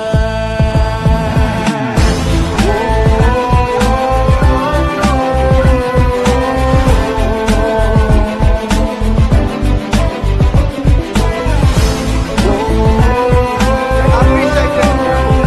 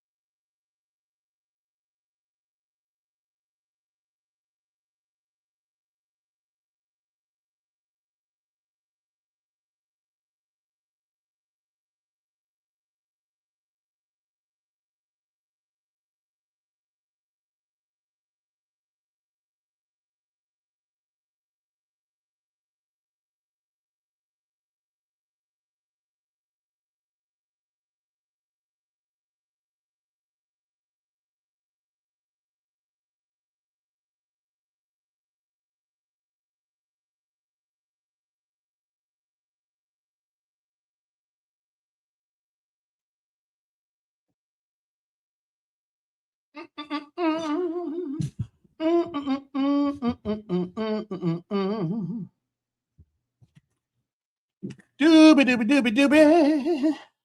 Oh, what happened? My thing went off? Really? It went off? Okay. Anyway, there are more things to talk about besides, man, that was a short 3 minutes. Okay, then. Oh, you know what? I was looking at the date rather than the time. Okay. That's okay. I'm back now anyway. What's going on, Duke? What's going on, Miss Cal? Not much. Now. I live in the simpler days here, talking about 4,000 people in the building, right? 4,000 people, Cal. Can't Country Bowl hold 4,000 people? Crampton Bowl? I don't know. I don't know if you can or not. I don't know. Can't the average football field in Montgomery hold 40,000? I mean, it's 4,000 people. I mean, 4,000 people ain't many people. I don't know. Them seats don't look very comfortable, so I won't be in there. I won't be part of that. I'm talking about for the amount, 4,000 people. Yeah, I don't. So you going? Why do people have stuff in the Gary Coliseum if that the 4,000 people got the job done? 4,000 seats got the job done. Yeah. Well, why did they go? Why they send people to the hot ass Gary Coliseum? Well, more space, right? They're putting people in. They're going to put a new air conditioning system in the Gary Coliseum. They did some renovating of the Gary Coliseum about 10 years ago and plus, and you know it's still hot as hell and still. So it's going to cost $6 million to put a thing in there. That's right. They ain't put it in there, but they're doing it now, I think. But some of they say the reason they come, I'm surprised they still come here. They claim crime so bad. These people still coming here for the Air Force stuff. Kevin? Well, first of all, though, we do have an issue with crime. We do. I know, but every other comment they make saying that it's so bad where everybody moving, nobody want to come here, blah blah blah. Mm-hmm. So why is this is a continuing thing, Kevin? Because logistically, it's in the middle of the country almost central. I mean, you know, and it's logistically, I would imagine it's easy. And Maxwell Air Force Base is the brain center of the Air Force. I mean, it is what it is. Yeah. Kevin, that Carmack is in a hole for more than 4,000 people over there, I think, off of Fleming Road, didn't it? I mean, I don't know. So my point is, you're not gonna get any big people here. 4,000. You're not gonna get the people that went to Birmingham a couple of weeks ago, Urshan and Chris Brown, to come to a place that hold only 4,000 people here. You got that many people standing outside just to get to look at the big screen outside. Yeah, we got some big people here already, though. What big folks? Me. Oh, okay. Yeah, I'm just saying, you know, let's not. Oh, okay, I'm sorry. Let's not demean me. I'm here. You know, that's good. I'm sorry, sir. I apologize from the bottom of my heart. I'm letting them people bow down. You know how Trump had a little meeting where all these people sitting around the table, telling how good he is. Yeah. This president. That's what I'm doing to you right now, Kel. I'm so sorry, sir. You're the best. You're the best ever born, sir. You're the best ever put up. You're the best ever jumped out of a damn airplane or whatever you jumped out of. That's right. I'm one of the best there is. So let's not get mixed up. So what's been going on naturally in the news? I haven't watched in the news. You know, I mean, there's a lot of things going on, man. A lot of things going on. Yeah. So, gas pricing came down in it all. I mean, has anything positive happening for the citizens of the United States? Well, something last few days. Is the war over? Is the war over with? Not yet. But I would imagine it's coming to an end. Hopefully, with listen, Canada and the United States got this thing worked out with the tariffs and all that yet. Well, listen, I don't blame the president want to put tariffs on these people, and what he ought to do, honestly. Any business that leaves this country and goes overseas to China or any place else, all their merchandise gets tariffs put on it. Oh, okay, I'm pleased. Apple and all them people, they should not be able to go overseas and do that. We're going to have some of these people that bring these illegals in this country been punished for bringing these illegals over here working, Kevin. Well, that's your answer for the rest of that bull crap you just not. I'm just saying that we should not allow people to take their business. But you allow people to bring people over here to work. Well, because and not punish the company, but you punish the people. Because Americans are getting lazy. They don't want to work. What you mean getting lazy? A lot of them don't want to work. Kevin, these guys came out last month. Some guys came out last month, Kevin. Right. And all Mexican crew. Okay. Exactly. Know why that's an all Mexican crew? What's that? The owner got because they explained it on Scott Beeson's job the other day. This guy called in talking about it, that it hurt his business where he owned a roofing company, but he wasn't hiring illegals, so he had to hire regular folks, like you say, us Americans, and the majority probably black guys. But you can't pay these guys like you pay the Mexicans. Okay, so these guys were being underbid for his employees, so they had to. He said, "I had to go get me some too to compete." He said, "I wasn't making no money, we're getting no jobs or nothing, Kevin, because these companies went and got some new NIGs, replace the NIGs of the old days where they used to pick the cotton and stuff. We got some Mexicans now that pick the strawberries and do all the plumbing, and not the plumbing, but the roofing work." Well, now now roofing work not comparable to picking cotton, but my point is, sir, that these guys got to go get them some illegals, but the illegal companies now.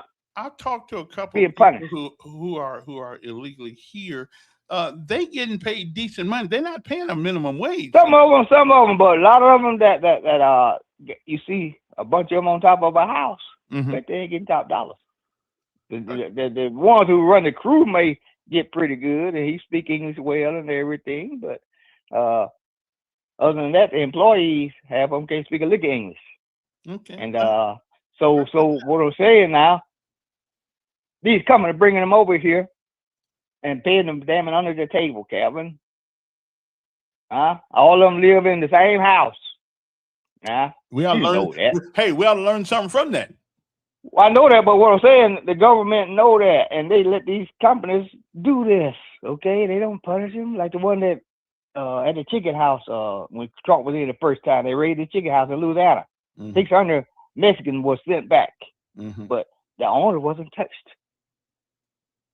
Well, I don't know, brother. I don't know. They're talking lately about punishing some of the companies, but herein lies the problem.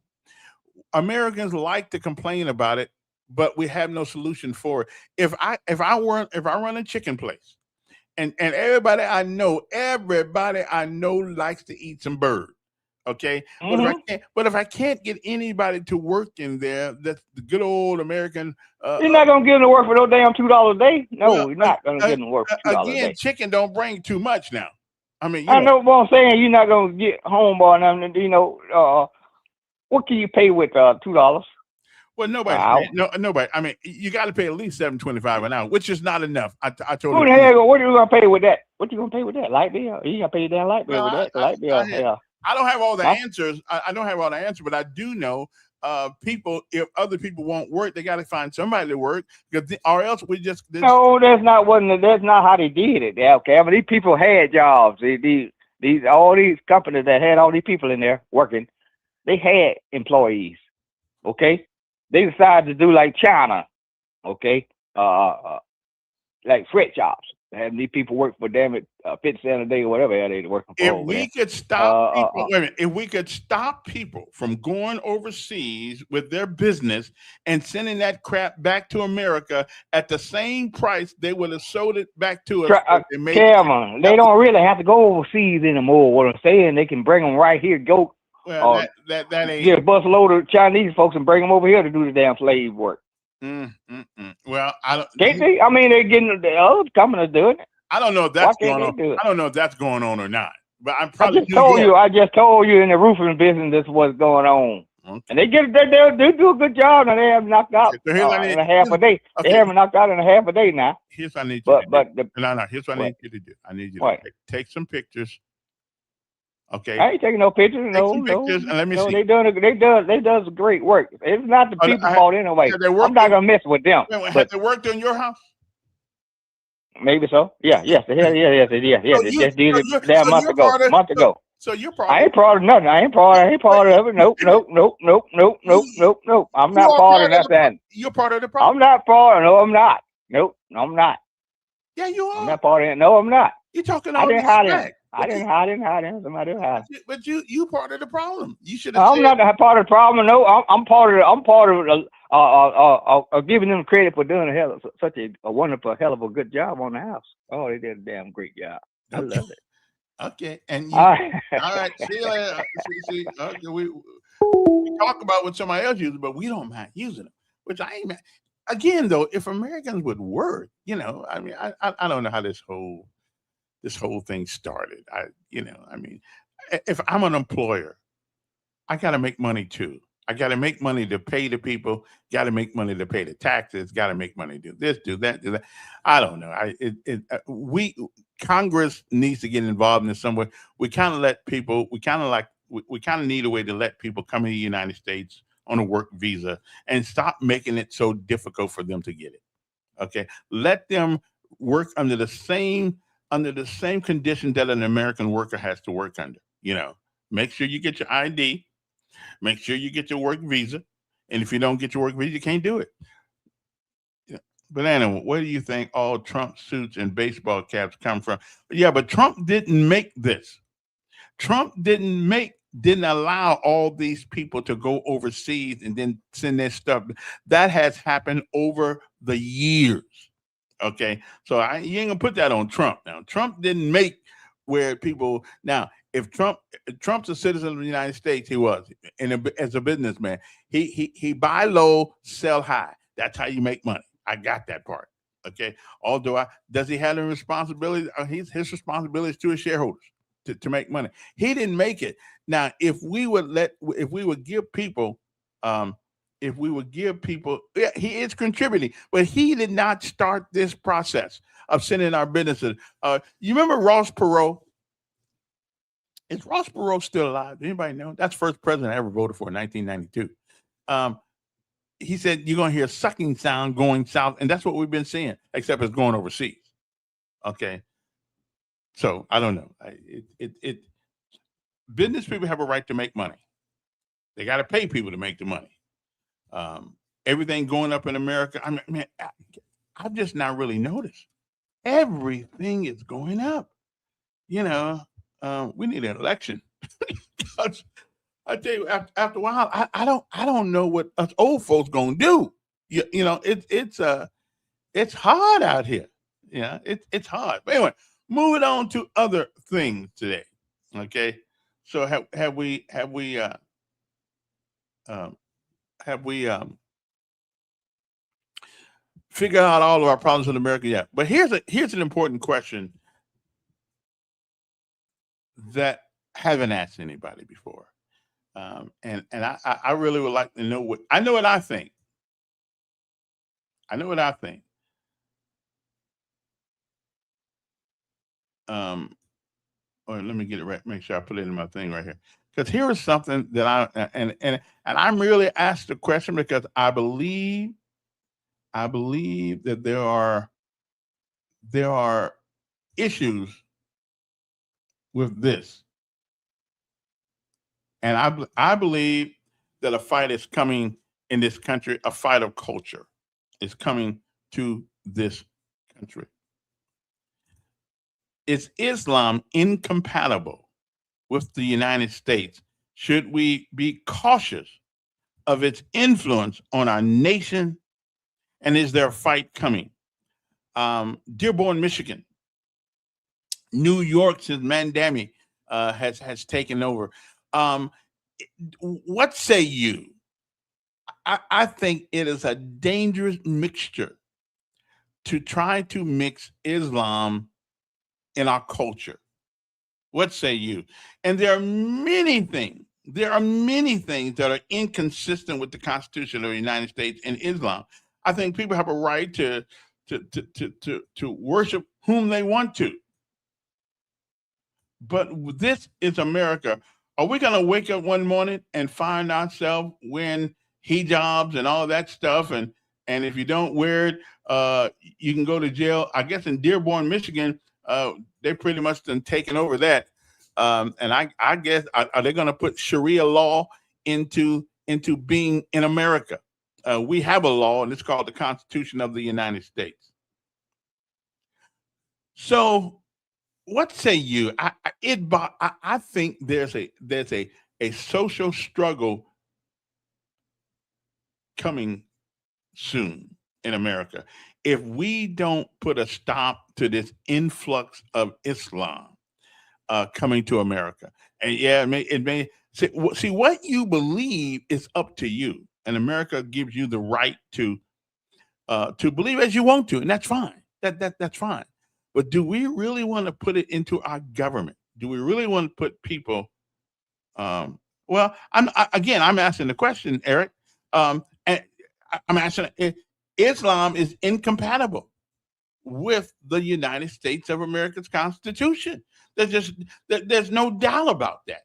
There's just no doubt about free speech versus religious offense. Okay, a lot of people think that a lot of Muslims think if you say something bad about this or that, then you deserve to be killed. I don't know if the Baptists say if you say something bad about the Baptists, you deserve to be killed. I don't know any religion, any religious entity in America that has that philosophy.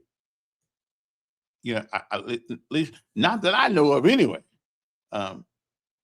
It's not fear mongering. And if we don't pay it some attention, then we are the one that's going to be in fear. Again, the question on the table is Islam, the way it's being done in New York, Dearborn, Michigan, is it incompatible with the United States? Again, what you do inside your home and in your mosque, that's one thing. That is your belief system. Okay? We don't have a theocracy in America. We don't, in this country, we don't yeah. We don't guide our country by religious views. I will admit that we are listening to somebody's moral standards, and we need morality. But do we need Islam? Is just not the thing for this country, at least in my own mind. Now, I'm willing to have, and again, I'm not an expert on it, but I do know one thing. Religion, the U.S. government cannot establish Islam or Christianity or any other religion because the First Amendment tells us the government cannot get involved in it. Okay? Because we are separated by, at least theoretically, we are separated by church and state. Not in the Constitution, but that's where it goes. So, and then even Islam is no different than Christianity.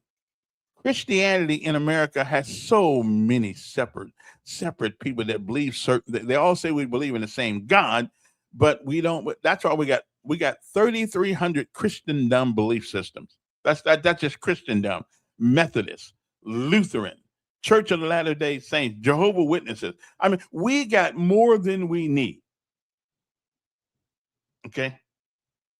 We got more. We don't really know what's going on in New York.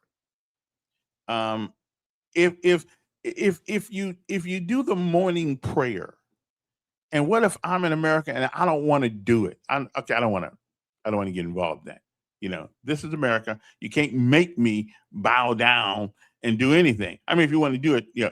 But again, here's the question: is it incompatible with the United States? Okay. And is there anything that will be conflict against within the constitutional restraints of American system? So I think we're asking for trouble. I think we're asking for trouble, and it ain't gonna look nice when we get it. I just don't. I think we are really I think we are really, really, really, really, really asking for trouble when it comes to this. Um, the U.S. government cannot establish Islam or Christianity. We already figured that out as the official religion of the United States. Some interpretations of Islam envision Islamic law, otherwise known as Sharia, having a governmental role that would conflict with the U.S. Constitution system if religious law was given the authority over constitutional law.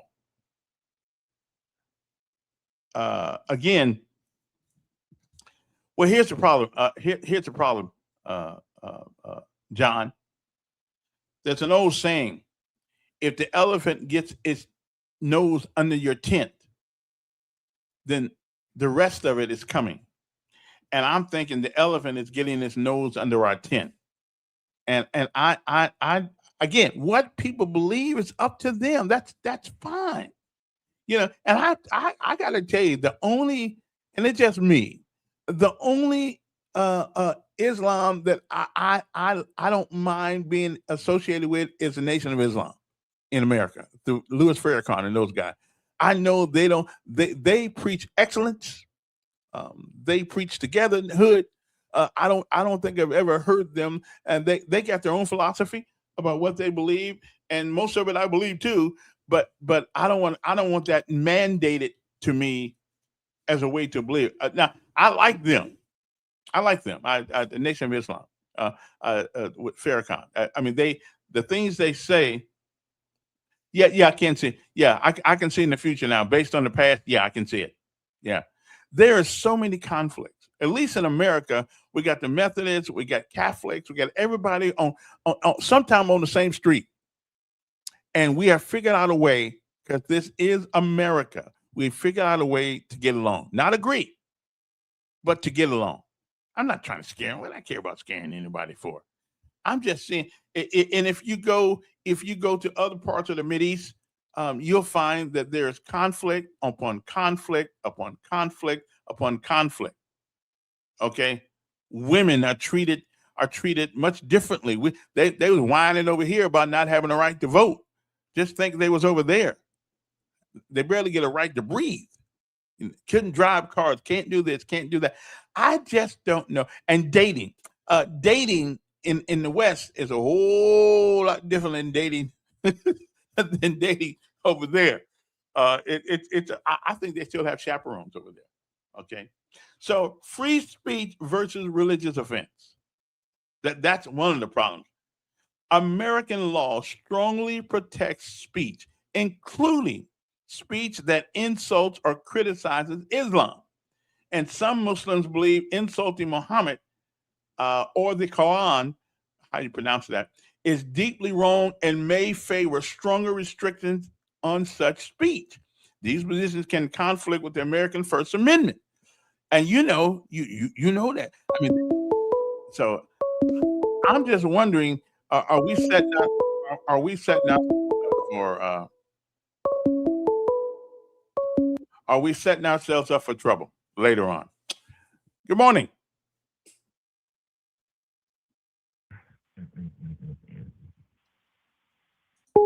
Okay, not really.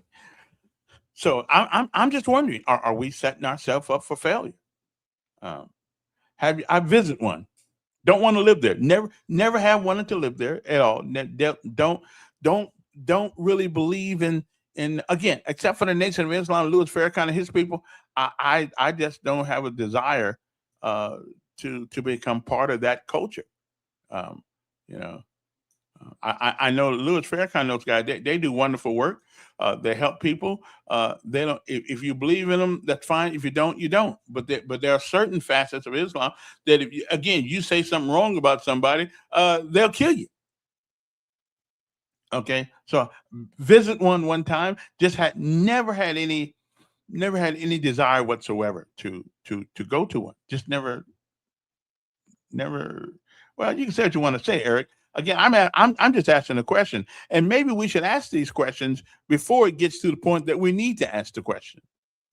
Okay, is Islam, the way it is practiced in the Mideast, is it in conflict with the Constitution of the United States? Okay, I think it is. You pretty much want to mandate people do certain things. NOI among believers is not true Islamic belief. Well, you tell them that. Similar to the Chinese food that is designed for American palate. Okay, okay. Well, there's no doubt in my mind if you live in America, there's no doubt in my mind if you live in America, there are certain things of Islam you cannot do in this country. At least not yet.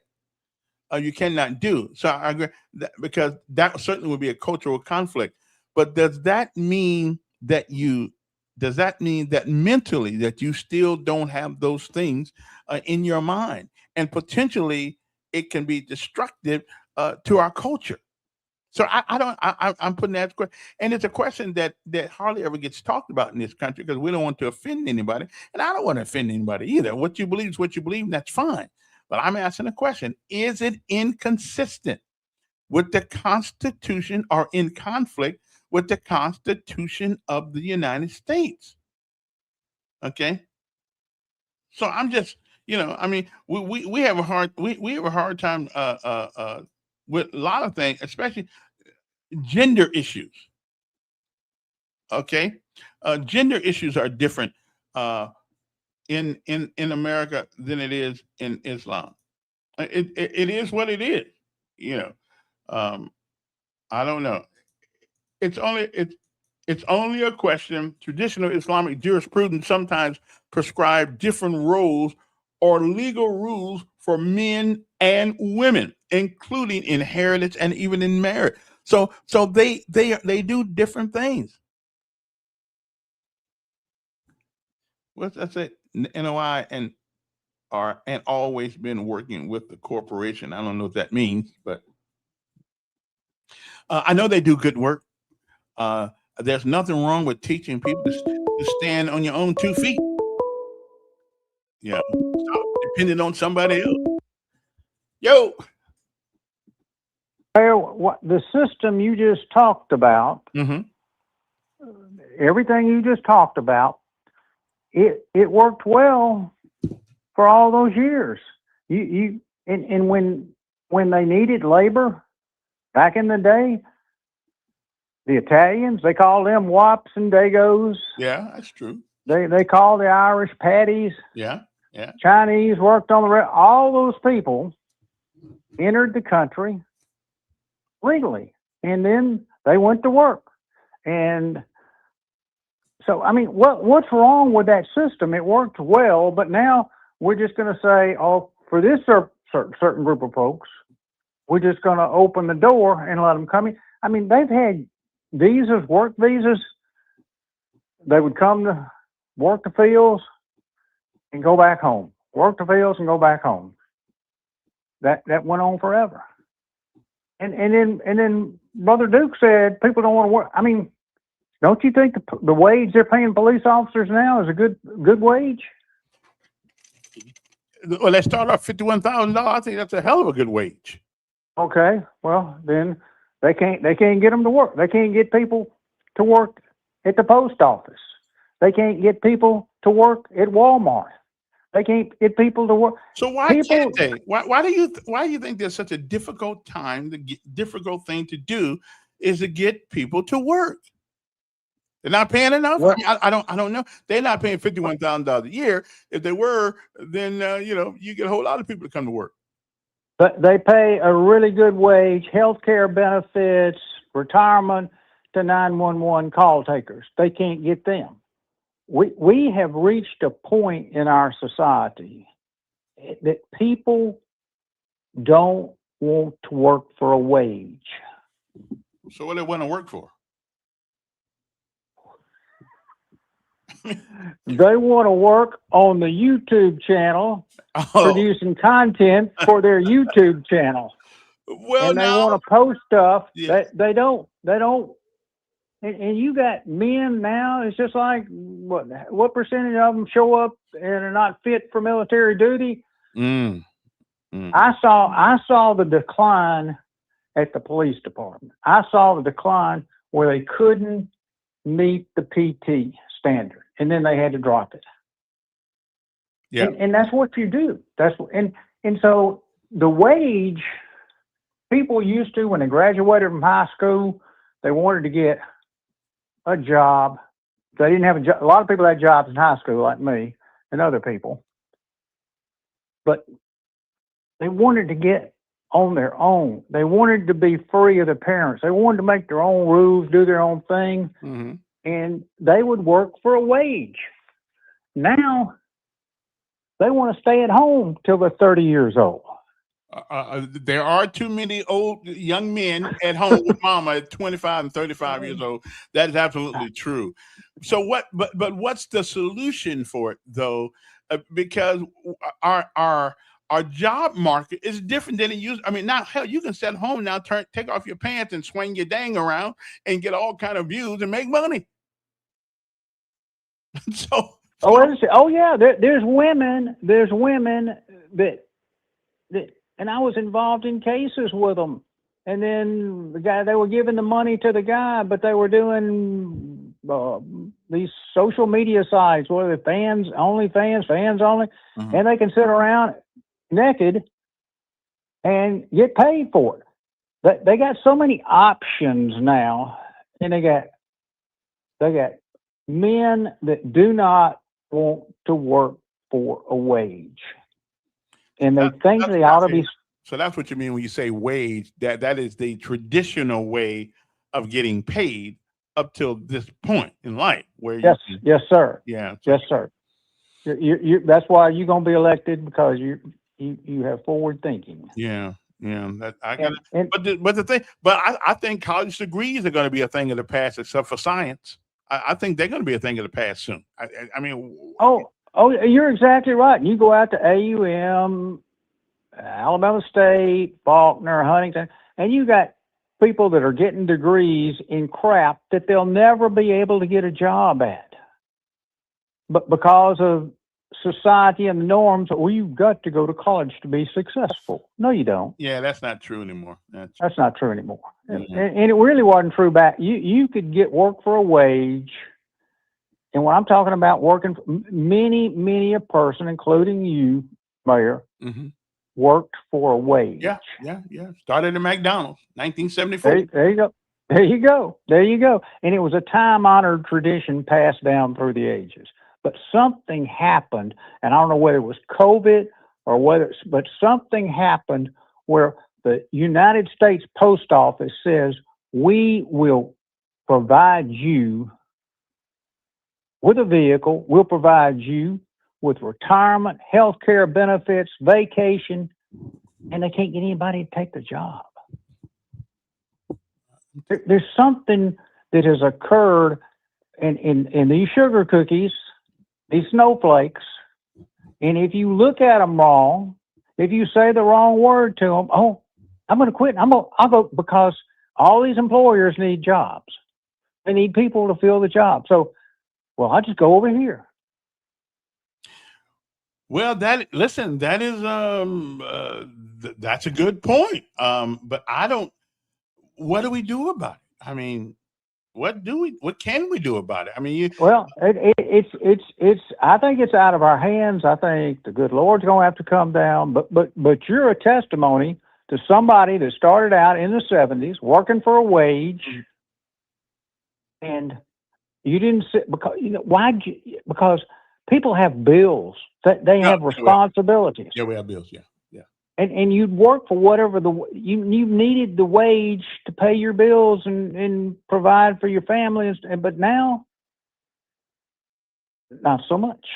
Do you think if we put some severe restrictions on the internet and how you make money, that may change the wage picture, because people know they got to get a job? Now, how that will look, I would not know. But I can see there's only certain job certain ways you can make money on the internet, and you have to do something. You have to do something that is tangible and something that takes a skill. If it doesn't take a skill, then maybe you ought not get paid for it. Taking off your clothes don't take skill. Exactly, and unless you got a lot more clothes to take off, then but it's just like, look around.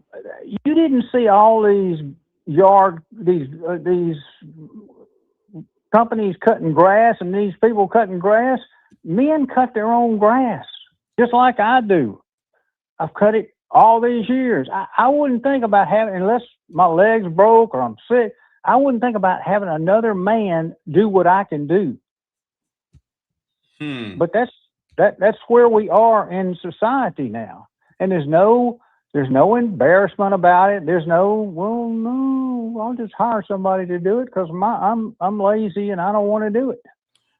Yeah, and you know what? And it used to be some shame attached to not working. It used to be. Now you can't say a guy ain't working. He may get some flips on YouTube and getting all kinds of money just doing that. So I don't. Well, that's what they say. I am working. I'm building content in my YouTube, and I'm sitting in my room at my mama's house, and I'm 30 years old. And so I just don't think man can fix it. I think it's going to take the good Lord to put his hand on it. But there are just too many, and you can go to Mexico, you can go wherever, but you got too many. And I think one of the, you asked me what, is bring back the draft. Yeah, I think we need it. I really put all these able-bodied males that are wandering around in their house shoes at 2:00 in the afternoon in Walmart, hanging on to their mama's arm. Yeah. Put the draft back. And mama don't even realize they're grown now. No, she will always view them just like she used to call the police department and say, "It's my baby." They always view them as their baby, and that's why they got to have a drill instructor that gets that out of them, that says, "I ain't your mama." Yeah. Have a good day, man. Appreciate it. Well, it is. Listen, it is. It's an interesting thing. What are the lessons of life today? Well, it is simply this. This is not something I came up with, but if you ever listen to the advice of a third grade teacher, third grade dropout, you have evidently, if you listen to me for any time, you've actually heard this, and this is the lesson of life for today. And it if you think about it for a couple of seconds, it'll really hit you. Ego is the anesthetic that dulls the pain of stupidity. Keep your ego in check. Everyone, absolutely everyone, is replaceable. And if you don't think they are, well, just live a little longer and it happens. Ego is the anesthetic that dulls the pain of stupidity. Keep your ego in check. Everyone, not just me, everyone is replaceable. Okay, and I got to go out and campaign today, try to win that race. I'm trying to win that race. So I'm coming to a street near you, someplace in District 3, and say hi to you, knocking on the door and saying, "Hello, how you doing? Vote for me." Okay, I may can't set you free, but I'll work hard for you. That's what I tell people. I can't guarantee anything, but I guarantee I'll work hard for you. Okay, I'm just saying you might want to use that later on today. Okay, I may be using that. What do you think? Outstanding. I appreciate that. Anyway, gotta go because it's time to go.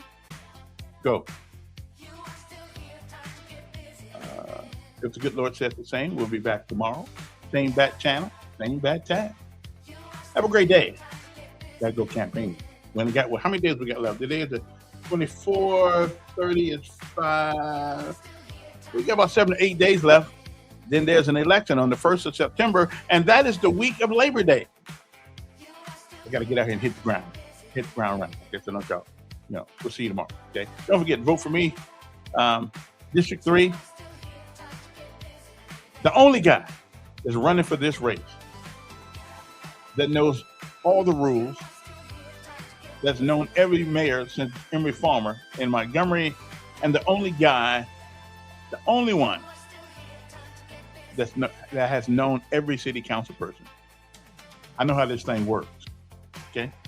And the only proven leader, not just somebody, that's why they call me Sergeant Elkins. The only person, a proven leader. And what is leadership? It is merely having the ability to influence others. Born leader. I think I'll show up down there with my uniform on. I wonder will it still fit? Actually, it will, come to think about it. Anyway, we'll be back tomorrow. The good Lord says the same. If you see me on the highway, blow at it, brother. Let me know that you are out there listening. And that blow means you're going to vote for me. Okay? Vote for me. Kevin Elkins, District 3, City Council. We'll be back tomorrow. The good Lord says the same. Bye now.